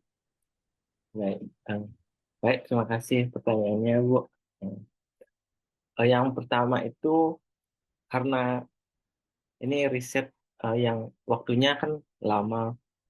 Jadi yang pertama itu saya coba trial and error itu di satu orang itu saya langsung berikan 3 kuesioner. Saya langsung perintahkan mereka menjawab. Dan itu, jadi kan di Google Form-nya itu section pertama itu UAQ, section kedua itu SUS, section ketiga itu UMUX. Waktu saya awal-awal fase risetnya itu di satu hari yang sama, saya berikan mereka ketiganya. Kendalanya adalah karena ini pertanyaannya banyak sekali, data ini bagus, lumayan bagus. Nah, ini kan eh, measuring usability yang seharusnya kalau ini skornya dia mendapatkan 70, seharusnya di sini kan rentangannya kalau 75 ya 65 gitu. Tapi Di sini malah 9, 2 seperti itu. Jadi kelihatan gap skornya terlalu tinggi, lalu datanya terlalu random, sehingga usernya ini, partisipannya ini misi kuesioner hanya serius di bagian awal-awal di UEQ saja. Lalu waktu sudah next kuesioner, dia seperti ingin cepat-cepat. Walaupun tidak semua data seperti ini, tapi datanya cenderung mengarah ke seperti ini. Sehingga waktu itu di minggu pertama, saya share kuesionernya. Saya share kuesionernya di satu orang di untuk UEQ. Satu minggu pertama UEQ saya share UEQ. Setelah itu datanya bagus. Minggu kedua saya share SUS karena SUS soalnya sedikit. Di minggu kedua di hari Selasa saya share SUS. Lalu di hari Kamis saya share UM/UX dan dapat datanya itu lumayan bagus dan hampir dan valid juga. Lalu untuk penentuan uji validitasnya itu kan ini awal-awal saya share UEQ, saya sudah dapatkan datanya, lalu saya share SUS, lalu saya share UM/UX. Nah, di UEQ-nya ini lalu datanya ini dari 100 itu saya ambil, lalu saya uji validitas, uji reliabilitas, dan waktu itu syukurnya valid. Lalu yang SUS saya juga lakukan yang sama, Bu. Uji validitas di reliabilitas, UM/UX juga sama. Jadi masing-masing diuji validitas dan reliabilitas datanya. Lalu waktu pembuatan yang user personanya itu saya kan pertama pilot study. Nah, pas pilot study itu membuat user persona. Setelah itu saya undang lagi dia, pilot study kan 5 orang. Lalu saya undang lagi sekitar 20-an, 20 mahasiswa. Jadi 5 orang dari tiap departemen. Nah, 5 orangnya ini saya tanyakan seperti mini focus group itu. Saya tanyakan tentang e-learning. Nah, lanjut ke 5 orang selanjutnya, 5 orang selanjutnya, 5 orang selanjutnya. Dari 5 orang ini biasanya dari pengalaman saya itu ada saja yang 1 orang atau 2 orang yang memang menonjol sekali tentang awareness dia terhadap user experience. Lalu saya sudah kayak cek dia ini cocok dijadikan expert user, dan memang yang awareness UX-nya tinggi ini memang rata-rata mahasiswa yang akhir itu yang memang sudah lama pakai e-learning dan memang dia sudah frustasi mungkin. Terus lalu pembuatan user personanya itu ketika jadi user personanya kan ada banyak, ada 5. Nah, itu memang digambarkan dari masing-masing kategori user, jenis user yang memang mirip. Nah, lalu dibuatlah list permasalahan yang banyak ini. Nah, dari list permasalahannya ini biasanya list permasalahan, lalu di sebelahnya itu ada dampaknya. Nih, misalkan form login terlalu kecil, dampaknya adalah gagal login. Lalu mungkin dampak jangka panjangnya malas mengakses e-learning lagi. Nah, dampak-dampak yang seperti inilah yang saya jadikan top priority.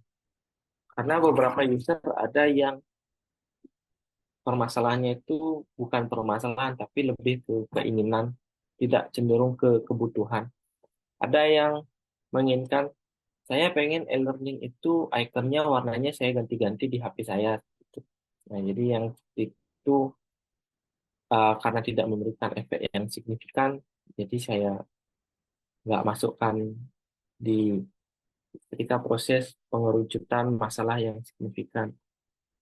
Seperti itu kira-kira itu proses pembuatan user persona dan penyaringan permasalahan. Oke, berarti yang tadi terkait dengan penentuan expert itu dan ambil dari expert yang sudah sering menggunakan e-learning dengan yang masih Ya, baru gitu ya, Daniel. ya masih baru. Oke, Danu, terima kasih jawabannya. Baik, terima kasih, Bu. Danu, seberapa mudah kamu bisa datangin sampel tadi dan jadi Danu bilang oke, saya menambah setiap departemen 5 orang gitu. Nah, Hmm, pada saat Danu melakukan penelitian, seberapa mudah Danu mendatangkan mereka? karena ini kan mengundang orang itu cukup sulit, Pak ya. Mhm. Karena kita mengambil waktu mereka, kita Hmm. juga menyita waktu mereka. Jadi waktu proses perekrutan itu ada insentif dari setiap partisipan Oh, gitu. siapa yang ngasih Dan itu insentif? Dan saya, Pak. oh, personal, Danu yang ngeluarin uang. Dia personal Oh, waktu itu berapa satu orang sekali kamu datangin? per orang itu $200, 100.000 Pak per satu orangnya itu. Apa nilai rupiahnya itu Dan? 100.000 Pak, 200 Oh, dolar 100.000. Oh, ya 100. oh, kamu datangin 20 udah 2 juta kena Dan. 20 ya Pak, 20 Hmm. 20 di user persona, 5 di pilot study, Hmm. lalu 10 lagi di evaluasi akhir. Oh, Tapi waktu itu saya tapi karena saya diberikan pekerjaan juga Pak sama profesor saya. oh, Jadi oke. uang itu dibawa ke sana. Oh, kenapa tidak departemennya yang membantu terkait dengan perekrutan sampel dan memang tidak tanggung jawab mereka? Contoh profesormu yang minta kepada departemen yang lain untuk mendapatkan responden karena kan tujuannya Hmm. adalah untuk universitas untuk kita Mm-mm. memperbaiki LMS. Kesalahan saya di riset ini waktu itu mungkin profesor saya itu mengira saya tidak memerlukan riset funding, Hmm. dan saya juga menangkapnya karena dia tidak, selama kita meeting tidak ada topik soal riset funding, jadi Hmm. sepertinya dia menangkap saya tidak memerlukan riset funding. Riset funding, oke. Ya, Hmm. karena dia juga nggak pernah membahas itu, jadi saya takutnya tidak etis membahas Iya, riset funding. oke. Tapi Tetapi ternyata di uh, angkatan adik tingkat Triarta, Pak, kalau mm-mm. kita memang mengungkapkan memerlukan riset funding, memang langsung diberikan, Pak. Seperti Triarta Iya. itu langsung dapat $14.000 itu riset funding tiap bulannya, Hmm. langsung Hmm. diberikan. Karena memang Oke. risetnya diperlukan. Dan memang Hmm. kita harus Ya, eh, berani ngomong. Nah, benar-benar. Kamu kan batch pertama ya, Dan ya? iya, iya. Hmm. Mm-mm. Oke, oke. Nah, satu lagi Dan, bagaimana Danu membedakan antara novice dengan yang sudah experience? Apa yang kamu Ya, lakukan di awal Dan? di awal-awal itu waktu saya perekrutan 5 orang per departemennya itu, di fokus group discussion-nya itu biasanya eh, kan ada beberapa dari mahasiswa yang udah semesternya tinggi dan Hmm. mahasiswa baru. Dan memang saya perekrutannya itu Dari 5 orangnya ini harus ada 2 mahasiswa yang akademiknya bagus, lalu dia semesternya tinggi, Hmm. sisanya baru mahasiswa baru. Biasanya yang mahasiswa udah lamanya ini dia karena sudah lama Experience. jadi berexperience banyak mengeksplor e-learning, mengakses fitur-fitur yang dulu mungkin diminta profesornya menggunakan. Jadi orang-orang yang sudah banyak keluhannya inilah saya rekrut di experience user. Nah, kenapa saya tetap merekrut new user? Karena experienced user ini cenderung lupa dengan masalah awal-awal mereka menggunakan aplikasi. Hmm. Dia kayak sudah mentoleransi hal tersebut. Hal inilah yang ditutupi dengan new user, permasalahan di hal-hal yang cenderung di aspek aspek learnability, permasalahan yang muncul ketika pertama kali menggunakan aplikasi. Itu, Pak. Apa nilaimu untuk riset ini, Dan? Ini saya best graduate di departemen saya, Pak. Keren. Kita harus ajak makan-makan dan oke, berapa graduate studentnya berbarengan dengan Danu? Banyak, mungkin Banyak. ratusan Oke. mungkin. Oke. Jadi dia menentukan best graduate student itu dari IPK, dari nilai yang kamu dapat. Dari IPK, Pak. Dari IPK. Berapa IPK Danu? 4,26, Pak. Skalanya Oh, 4,3 dari maksimalnya 4,3. 4,3. Iya, Oke. Iya, iya. Kamu mengambil mata kuliah juga di situ kan, Dan? ngambil, Pak. Oke. Dua semester ngambil mata kuliah di sana. 2 semester ngambil mata kuliah, 2 semester lagi riset gitu ya, Daniel ya. Iya, 4 semester ngambil mata kuliah, tapi 2 semester akhir itu fokus riset, Pak. Hmm, hmm, hmm. Oke, mungkin mahasiswa yang lain, kalau ada pertanyaan.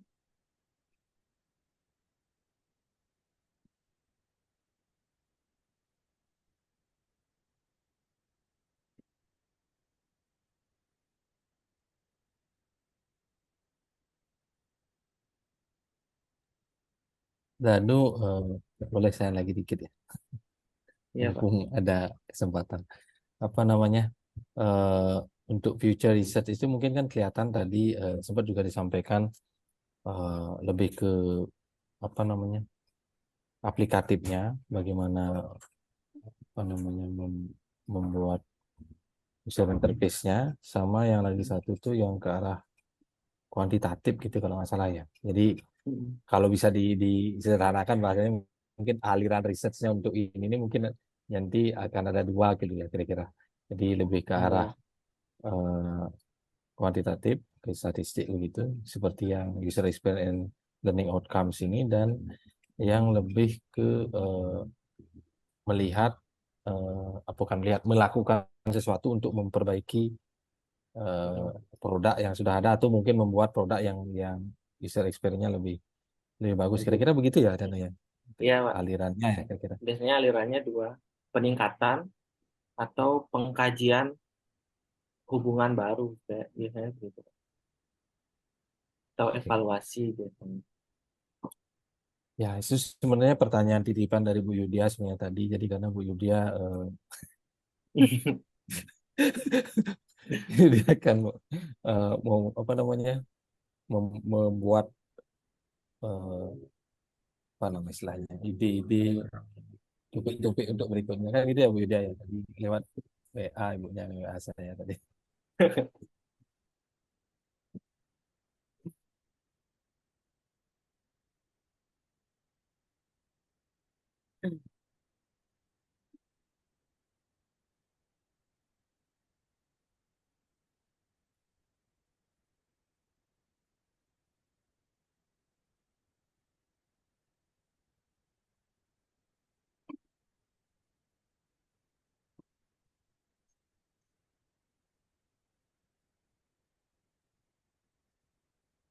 Heri mungkin mau nanya, Heri yang topiknya yang sekarang masih bergabung tuh ada Heri dan Ananda.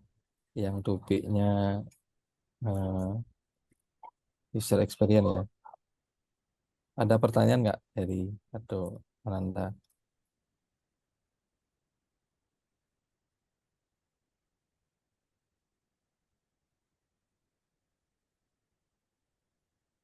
Yuk, Ananda Diva. Malu-malu deh. Saat ini tidak ada katanya. Langsung tadi sama Danu ya. Ya, silakan Danu. Ya, itu Pak. Francis. Ya, Pak, sepertinya tidak ada pertanyaan, Pak. Ditutup, Pak. Ya, ditutup ya. Ya.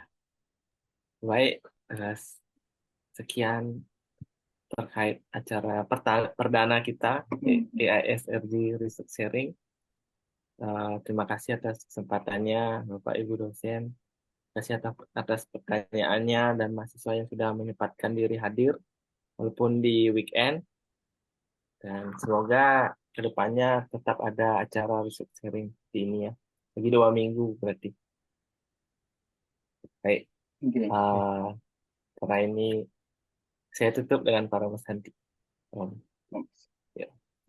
Oke, makasih Danu. Pertanyaan saya banyak sebenarnya Dan, terutama adalah experience-mu di Taiwan.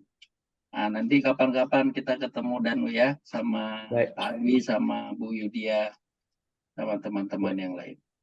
Nanti Baik, Pak. ini udah cukup lama kita. Nih, terima kasih Adwi, Bu Terima Yudia. Iya. Nah, ini Danu, Adwi sama Bu Yudia, tolong di-maintain kegiatan ini secara periodik. Jadi 2 minggu sekali kita lakukan.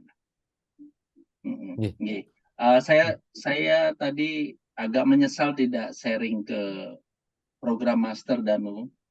Jadi apa yang kamu sampaikan sangat bermanfaat sebenarnya untuk teman-teman di S2. Terima kasih. Lain kali lagi ya. Terima kasih semua. Terima kasih. Terima kasih Bro. Terima kasih Danu, Bu Terima Yudia. kasih, Bro. Terima kasih. Pak Dendi Pak, terima kasih, Bu Yudia. dan teman-teman gitu. Oh ya, Dendi juga. Terima Ada. kasih Dendi. Ya Pak, izin nyimak dulu. Ya mau pindah Pak katanya. Gitu deh. Hilang, Kayak hilang. Masih bertahan. menyusup deh. Terima kasih. Oke, yuk.